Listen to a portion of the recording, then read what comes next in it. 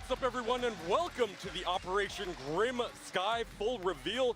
My name is Justin Kruger, community developer on Rainbow Six Siege, and today we are about to go over all the details of our two new operators, Maverick and Clash. And we have a new rework in the works coming to you very soon, the rework of Hereford. And to help me break down all of these details, please welcome our two panelists, Jeremy Dowsett, level designer, and Emilian Lomé, game designer. How you guys doing? I'm doing good, man. How are you? I'm doing fantastic. These events have been amazing. The games have been amazing. Emilian, how's your event been so far? That week has been incredible. It's insane to see the crowd, to see the team at the level they have. It's fantastic. Such a good time. The crowd has been incredible this entire event. They've been going crazy, and I know they cannot wait to get into some of this content that we got coming up.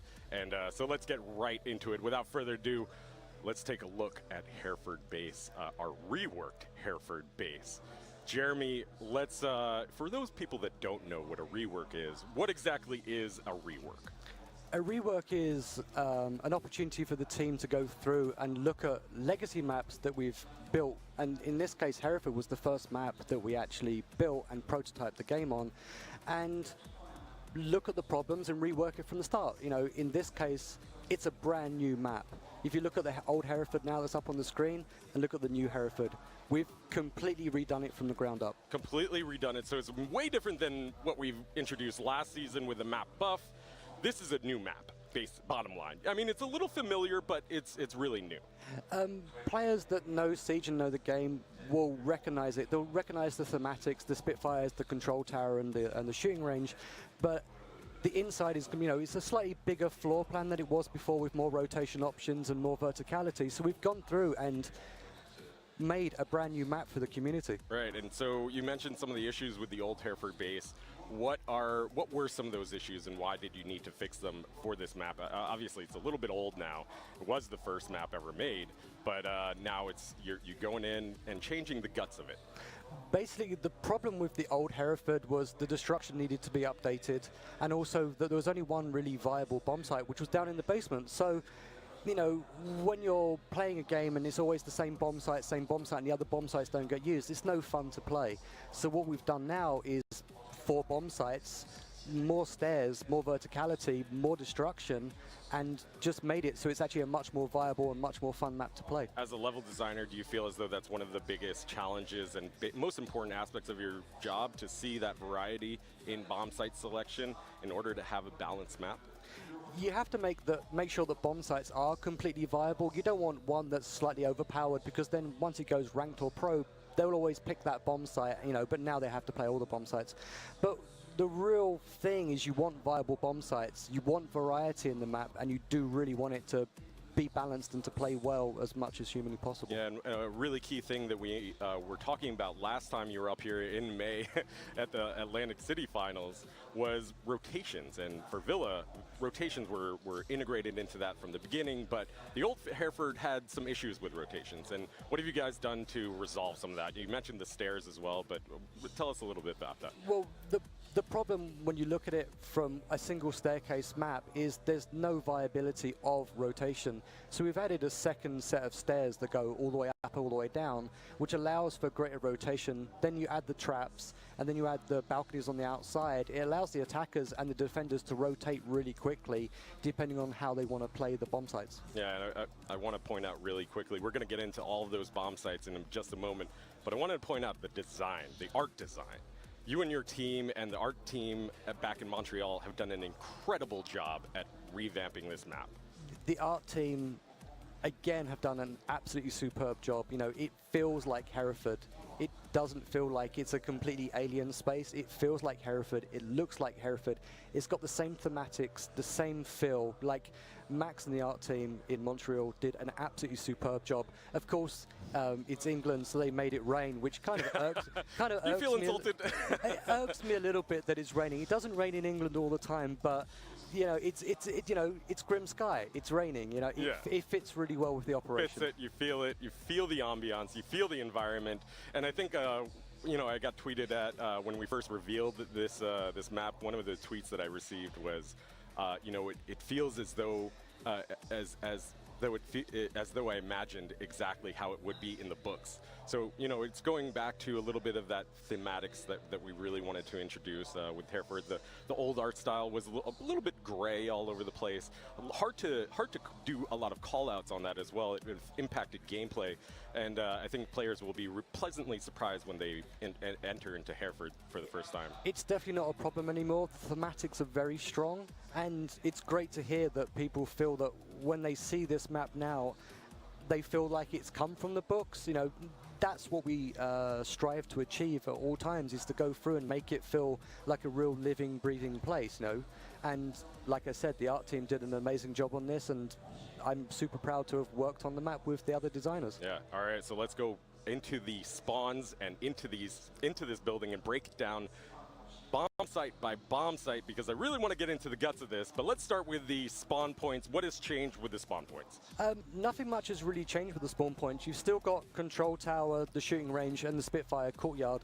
So that will feel very familiar to anyone that's played Hereford, and hopefully the entire community has. So nothing's really changed. The approaches have changed. Because obviously the outside's completely changed, the inside's changed. The approaches have changed a little bit, but they're pretty well sheltered, and they're very good approach lines for. So in terms of those approaches, you know, a lot of those elements, a lot of those objects that were there before have completely been redesigned. Yes, everything's been redesigned. Yeah, cool. All right, so let's get into the guts of this building. Jeremy, I know you're excited to break it down. We're going to be going floor by floor, starting with the third floor down all the way to the basement. So let's start with that third floor bomb sites, and we have ammo and tractor on the third floor. How you got a tractor on the third floor is beyond me, but you know, break down the strategy for this. Ammo and tractor is actually one of the bomb sites that we actually had the most trouble with. It wasn't very viable, and we had to rework it a few times. It's a very open space with not too much cover, so it does make it quite tricky to actually go through and defend. There's no direct access really to a bomb site, so as per usual, you have to commit to the bomb site to actually go through and be able to attack it, or attack it fully. It's really interesting because you're looking for the attackers to come from the balcony or from the two stairs that come up. Yeah, and we're going to be taking a look at that entranceway in just a moment, but you know, that strategy of defending from the balcony, from the outside, from the top. How is that for you as a designer to really design that defense point? It's actually really fun to design something like that, and there's a few little tips and tricks you can actually use as an attacker. Remember, there is a drone vent up on the roof, so if you need to drone that bomb site, or if you need to drone any bomb site, you can go top down or bottom up. But what makes this so fun is there's so many avenues for the attackers to come at you from the stairs or from the balcony, so you can feint out the defenders quite easily. Yeah, from the stairs or even the roof. I feel like there's going to be a lot of external rotations on this map I think for this bomb site. I think you're going to find a lot of people, if they need to rotate, they'll go up on the roof and come down and rappel on the other side for sure. And now that balcony is really important as well. Talk to us a little bit about that balcony. Why is that there? The balcony's there to allow another option for the attackers to actually come in, but to also have another avenue for defense, because if you've only got two sets of stairs and a couple of windows, it's not really enough for fun gameplay. But you throw that balcony into the mix, it really does mix it up, and it's a very, very tense bomb site to defend. One of the words that you described this bomb site was absolute chaos.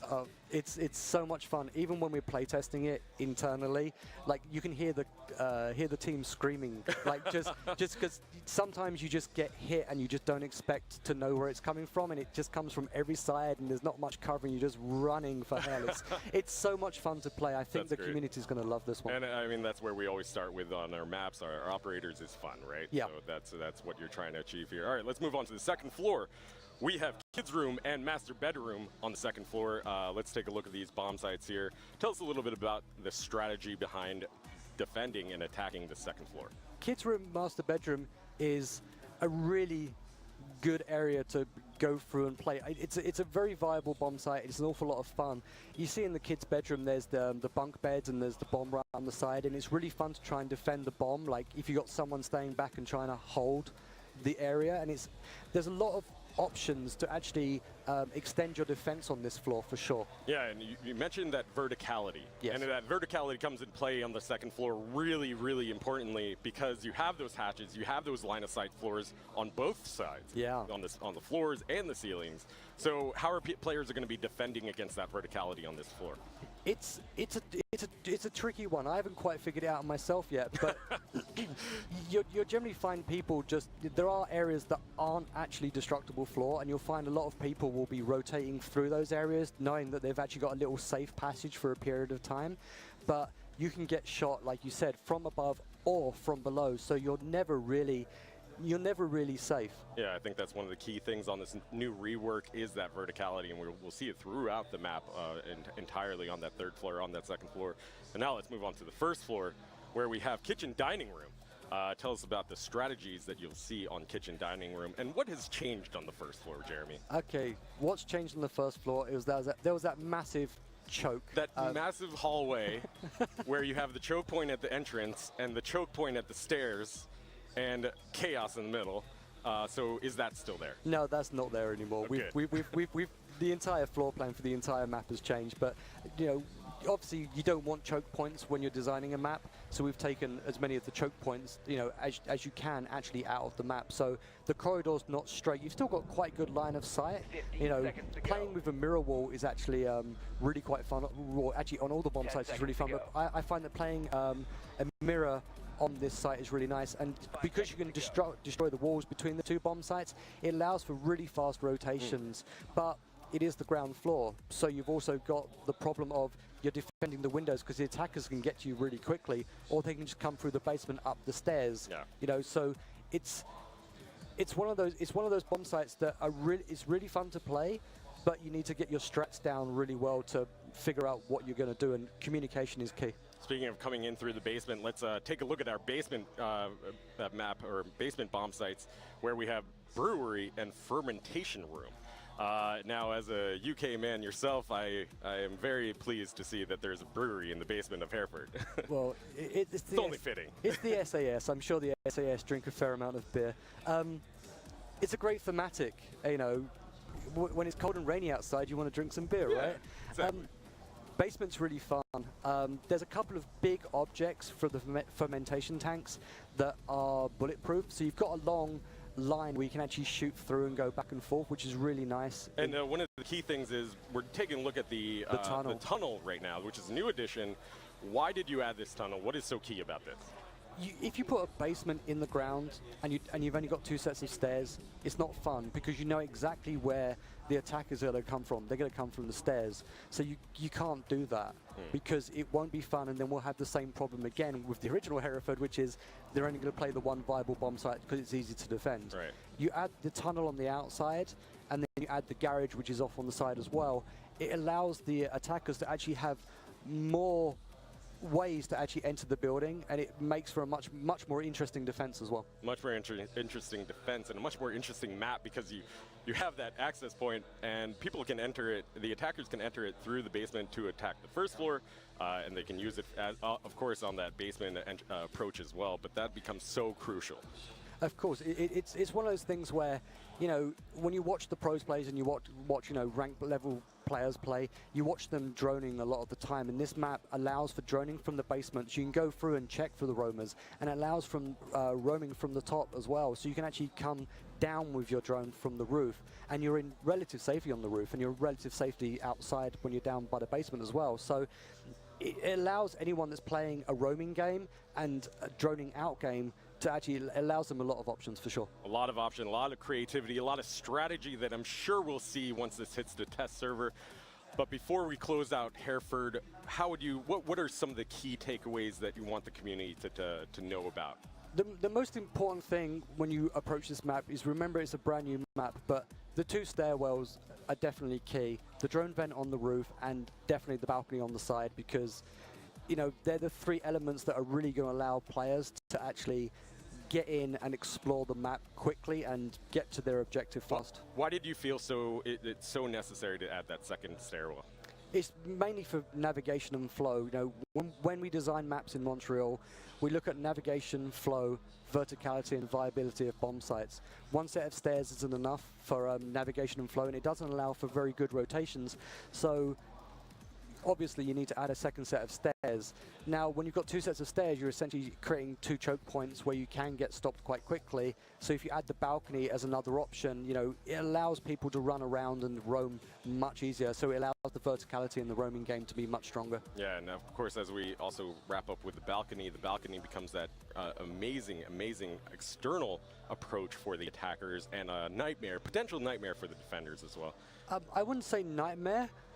I'd say it's just it's kind of fun because when you get it right, it feels so good. So good. But when you're slightly off your game and you're not hitting your shots, yeah, it can lead to a world of pain very quickly. Yeah, that's for because sure. the attackers can utilize that approach and get cut off or get a frag in the early game as they're picking off the defender in that area, guarding that area. They can really utilize that and take that to their advantage.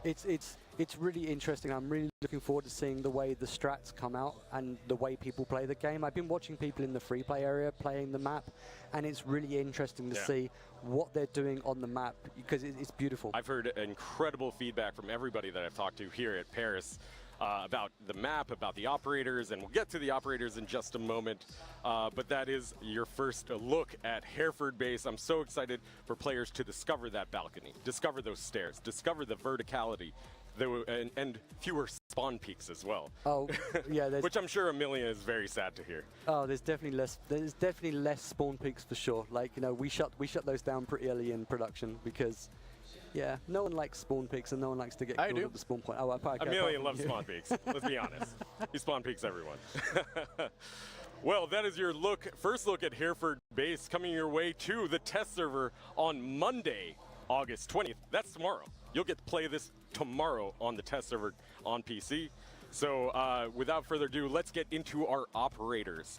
We have our two new operators, Maverick and Clash, and to introduce them, let's take a look at this quick video from Ubisoft News.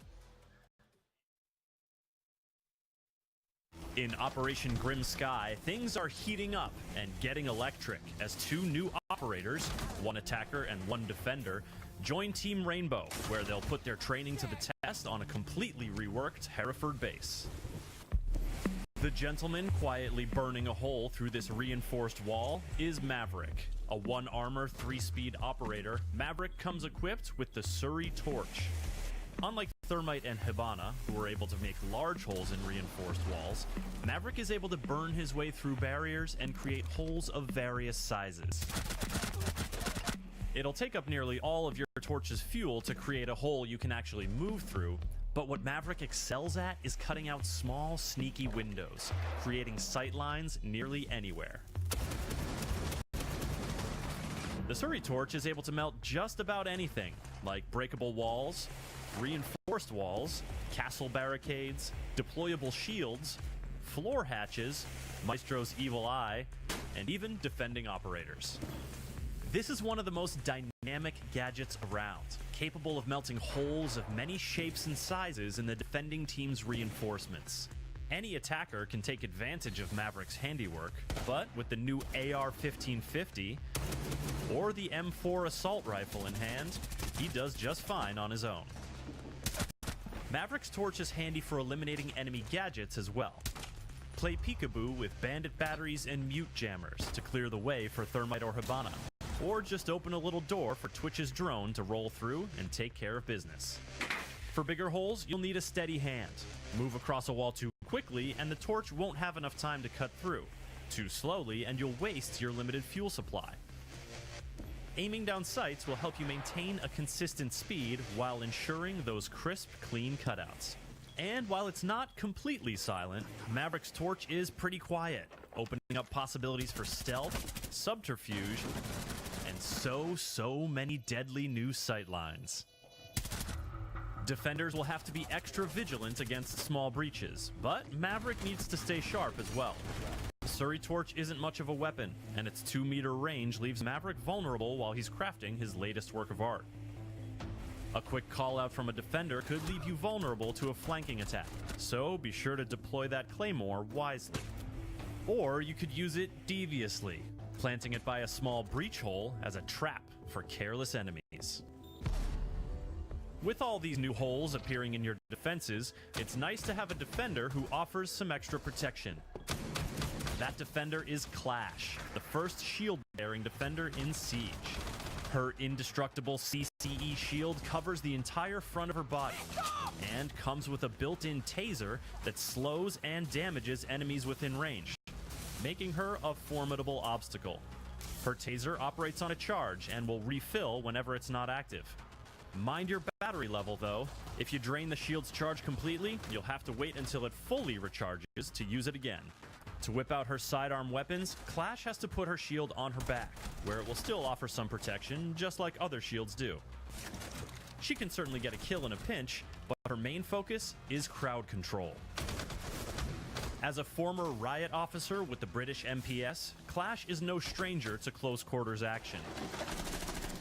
Slowing down the attack makes the clock work in your favor, while drawing your enemy's attention has the added benefit of making them more susceptible to flanking attacks from your teammates. And let's not forget one of the most powerful things a shield can do: block enemy fire. Has that pesky Maverick cut a hole into a reinforced wall and exposed your entire team? Plug it up with Clash. Sometimes physically blocking an enemy's progress is your best play, but don't be afraid to use your protection to your advantage. With 3 armor and 1 speed, Clash might seem like the furthest thing from a roamer, but her shield allows her to be in spaces where defenders normally fear to tread. Stroll outside for some early game scouting, and use your map knowledge to roam in areas where attackers can't easily get behind you. Your P10C or SPSMG sidearms mean enemies can't safely turn their back on you. But even with your shield up, you're not invincible. Thatcher can temporarily disable the taser with his EMP grenades. And Capitão's asphyxiating bolts can do serious damage to the slow-moving Clash, even with her shield equipped. Furthermore, Clash cannot melee with her shield. In fact, if an enemy manages to melee her, or if she gets hit with a concussion grenade from Zofia, she'll drop her guard momentarily and be partially exposed. But Clash is not one to be vulnerable for long, and getting through her stalwart defense will prove to be a tall order. Operation Grim Sky is set to seriously shake things up on both sides of the conflict. For more on Rainbow Six Siege, subscribe to our YouTube channel and be sure to check out news.ubisoft.com.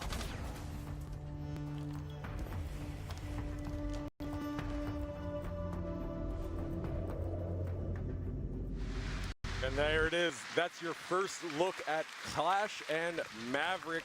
And now I'd like to bring in Emilien Lomé, game designer on Rainbow Six. How you doing, man? I'm doing great, Justin. Thank you very much. You're going to be breaking down all the design reasons behind these 2 operators. But let's first break down who they are. Let's get to know Clash. Clash, who is she? Well, Clash is someone who believes to fight for the good cause. She puts team play above all else. She's resolute, she's sharp-witted, and she's a bit arrogant, but extremely loyal. Arrogant but loyal. I like her already. So how does her gameplay play out? Obviously, we saw a little bit in that footage, but how did you design her? So the idea was indeed to bring a shielded defense, which might seem and sound terrifying, and that makes a lot of sense. Very scary. But ever since we released Siege, we had 2.5 years of experience to try to pick what we liked from the shield gameplay and adapt that to the notion of shield in defense. And that was a long process, but we think we found something interesting. So you took like what you liked the most from Montaigne and what you liked the most from Blitz, sort of married them together in Clash a little bit, yeah. Kind of that, and at the same time is like you have to both take what you like from the shield and also think it's a defense shield. It doesn't have to push the side, she just has to stand there and prevent them from pushing. So we focused the shield mostly on the defensive aspect, that was super key, on the team play aspect, but remove a lot of elements of lethality. Emilien, this is our first defense operator with a shield. Why are we introducing this now to the game? Well, we definitely want to explore new areas of gameplay in every scene, like as much as we can, and expand on things that already exist, but also bring some new things, new fun things to play around. Clash in our situation was mostly we need someone who can bring a new way to play as a team, and definitely since she is very low lethality, she really needs her teammate to do the job with her. She needs to communicate a lot, and that's what we like about Clash. So you would describe her more as like a team play operator than anything else, right? Yes, definitely, above all else. Above all else, why is she so good at creating in team play situations? Well, we do believe that even though she's 3 armor and 1 speed, and she's carrying a shield, so she's fairly slow, but the way we see her play, at least in the early round, is to move around the bomb site, move around the map, and collect information, because she's so resilient that she can access places that others cannot. However, if she gets too far away from her teammate, since she's not capable really to defend herself that well, she will be very, very weak with the enemy team. So she needs at the same time to be very well aware of the position of the enemy and her teammate. Right, so because she has low lethality, she needs a little bit of backup, a little bit of support before she pulls out her weapons. And I mean, looking at her, she really is strong at gathering that intel, as you mentioned. Would you sort of describe her as like a roaming anchor? Is that something you would say? It's kind of accurate, yeah. I would say it's like this 2-stage in the round where you would be like this roaming or support from her, like the first part of the round, relaying information a lot, moving a lot, gathering information, and then maybe come back to site in the second half to try to use her shield, the taser shield, that will slow down your enemies to prevent the push and prevent the enemy from planting the diffuser and accessing the objective. Yeah, the taser is really one of the key elements of her gadget. It keeps players at bay, it keeps them at distance. Is that really important for Clash? Yes, it's really key because, like I said, contrary to other shield, every shield we have, especially Blitz, but also even Montaigne or even Hughes, they want to close the gap to you. Their long range are not that effective, but they want to close the gap. They want to get to your face. However, Clash is the exact opposite. She's a shield in defense, so you need to think this the other way around. She will do everything in her power to prevent you from making to close range, because she's extremely weak at close range. She will try to do the exact opposite, and new players that will discover Clash after playing other shields will need to get that in mind as well. When they see Clash, do not run away. Try to close the gap. Try to rush her, try and close that gap in order to get that melee off so that you can have that semi-guard break. Now, you mentioned, circling back a little bit, you mentioned team play. That is one of the key aspects of Clash. How do you think she's going to fare in competitive play here? I'm very curious about that. To be honest, it's always extremely difficult to plan what's going to happen in Pro League. Since she requires a lot of team play, I do expect to see her. It's a big sacrifice to bring Clash with you, because you do not lose the gun entirely, but almost. And if you do that, you need to make the most out of her capability, and that implies a lot of team play. So I do see her being used there as roaming, supporting the roamers, preventing access to the site, playing the time a lot, which is the most important resource in the game. Potentially that's where she's going to shine the most, because you are going to have that communication, that coordination between players, and have structured strategies around Clash where she's not only defending and blocking a site push, but she can push outside the map a little bit and gather that intel to the team, and then also provide a little strategy of maybe having a defender behind her in order to see through the shield, because that shield is see-through. That's the first see-through shield we're introducing. Why do you think that's so key to Clash? Well, the see-through aspect of the shield is really interesting. It gives the defender, it's not like a mirror in the sense that it sees through both ways, but still it kind of is this movable mirror that you can move through the map with the Jaeger behind and get some kills. So this is the first aspect. Second aspect is a very big shield, and it's terrifying. The psychological effect of seeing Clash will refocus the attention of the attacking team on them. And this is where team play comes back here, because as soon as the attention is focused on you, now is the time for Ella and Jaeger and anyone free speed around to get the kills against the attacking team. Right, get that kills from behind her as a, she seems like a really good, solid support character. Low lethality, but she still has guns, right? This is still Rainbow Six Siege. Let's take a look at her loadout. What is she packing? So yeah, her primary weapon is the shield, and she cannot have a sidearm with that shield. It's a big shield, and you cannot have your sidearm with it. But so in the same way that like Blitz and Montaigne have their primary as like as their shield. Yes, but they have their sidearm with the shield. Right. She cannot. She can't. But if she plays the shield in her back, she can access her sidearms, which are both great weapons. We have a handgun, and the first burst fire weapon of the game, 2 bullets. Both of them come equipped with embedded sights, and really good sight, by the way. They will never be as powerful as an SMG, but they can do the job if you're like the last survivor, or if the enemy team realizing that you're not the threat, look away. Yeah. Now is your turn to shine. In a pinch, when you really need to just get a kill, she can pull those out. Yeah. Now let's go on to her secondary gadgets as well, because she has a few very useful ones. Yes, the secondary gadgets are definitely tailored to fit the 2 roles we mentioned. There's this first part of the round where you move around, and then you have the impact grenade that allows you to create holes in your defense to have your defenders run around, or even if you are supported by a roamer, make those rotation on a pinch. Yeah. Second gadgets, more the second part of the round. If you want to prevent the push, you have the barbed wire, which would increase your ability to prevent the enemy from pushing the bombs. That's a really deadly combination there with the barbed wire plus the shock. Yes. That's going to be tough to counter. Speaking of the counters, though, she is counterable. She does have weaknesses.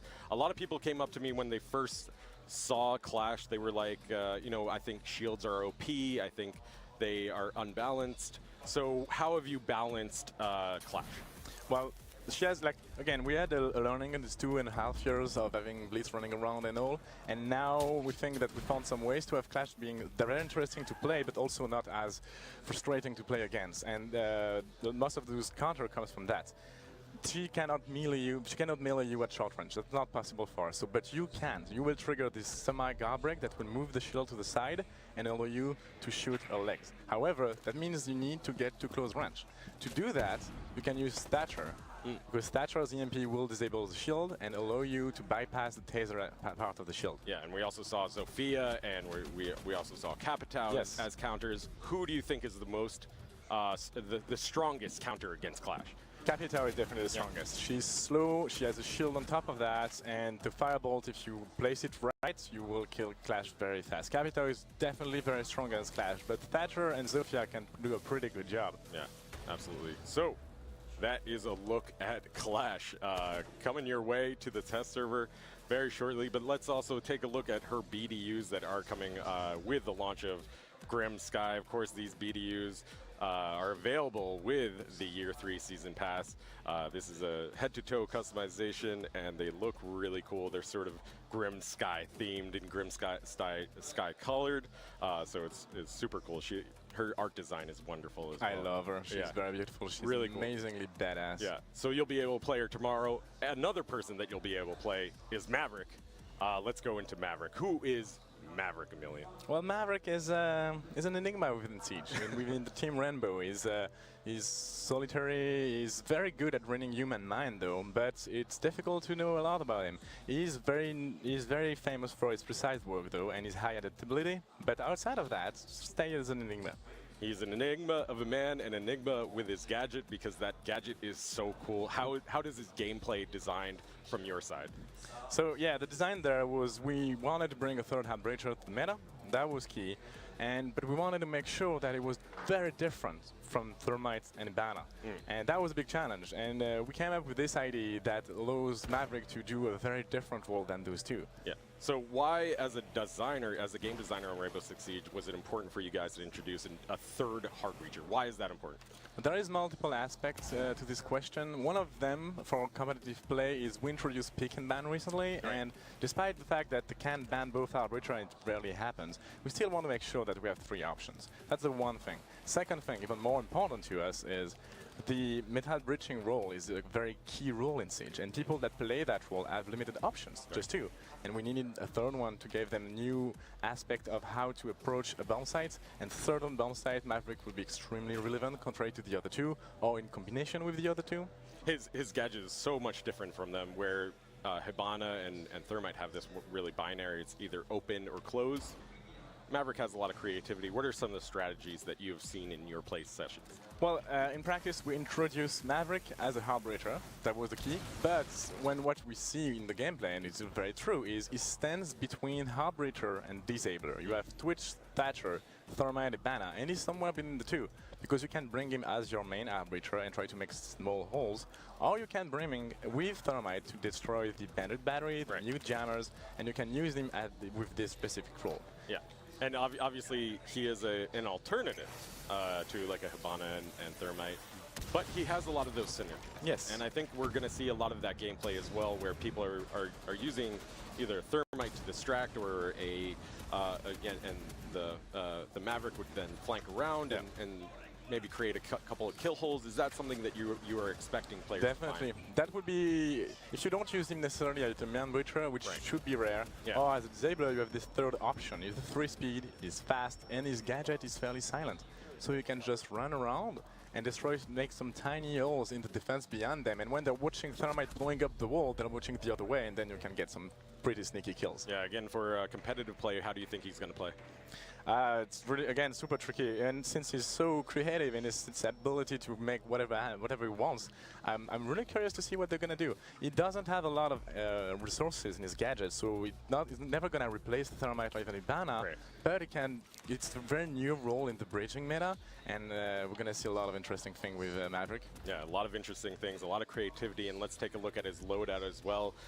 His loadout's pretty powerful, would you say? Yeah, fairly potent. It's a classic for an attacker, I would say. Yeah. We have a semi-automatic DMR, and we have an assault rifle. Those two very good weapons, and the sound design of those weapons are amazing. It's 3 armor, 3 speed, 1 armor, so very fast. And he has a handgun with that. But the most important and interesting thing about Maverick and his loadout, secondary gadgets. Secondary gadgets. Tell us a little bit about his secondary gadgets. What are they? So the secondary gadgets are very important for him. He has 2, Claymore and Smoke. This is 2 very different approaches to Maverick. The Smoke is, since he's a very potent hard breacher, since he cannot really be countered by Mute and Bandit, he needs drawback. And the drawback is it takes time, a lot of time to make your holes. You're exposed, you're very close to the wall. The enemy team see the torch through the wall, so they can challenge you and try to kill you. So it's very tricky as a Maverick to trying to find a hole if the enemy team is aware. But you can use your smoke grenade. You make a tiny hole, toss a smoke grenade, hide most of it, and then you can finish the job. Or you can have someone peeking that hole, or like a glass peeking through the smoke. Yeah, a Blackbeard at the hole. A lot of options. Oh man, a Blackbeard. Yes. I didn't even think of that. That would be really key. I mean, and also, I mean, he's a great counter against Mira as well, as we saw in that trailer, where you can have a Twitch drone roll in and pop open those mirror holes.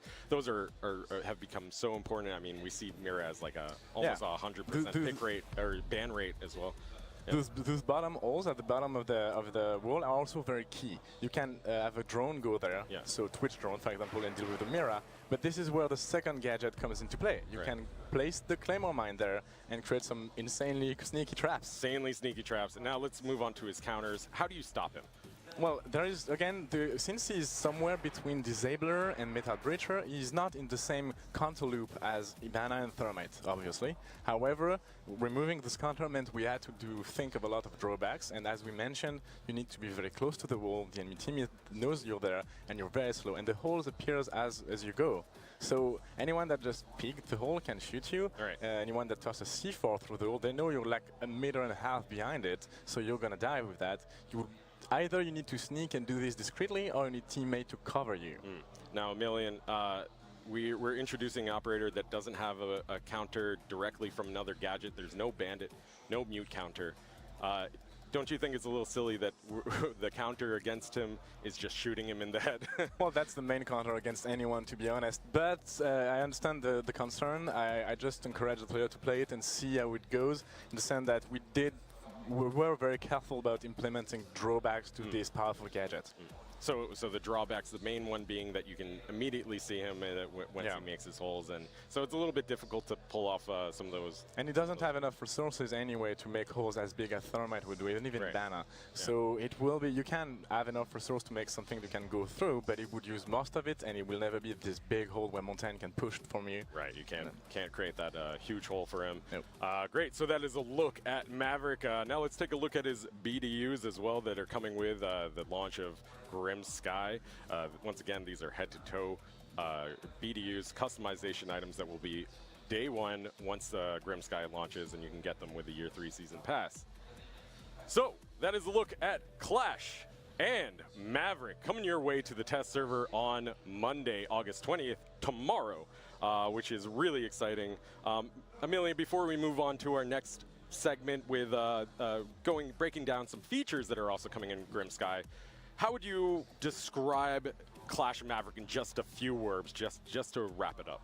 Well, Well, that's easy actually, because Clash, I use the word a lot, and this is key, and I'm saying it again, team play. Team play, team play, team play.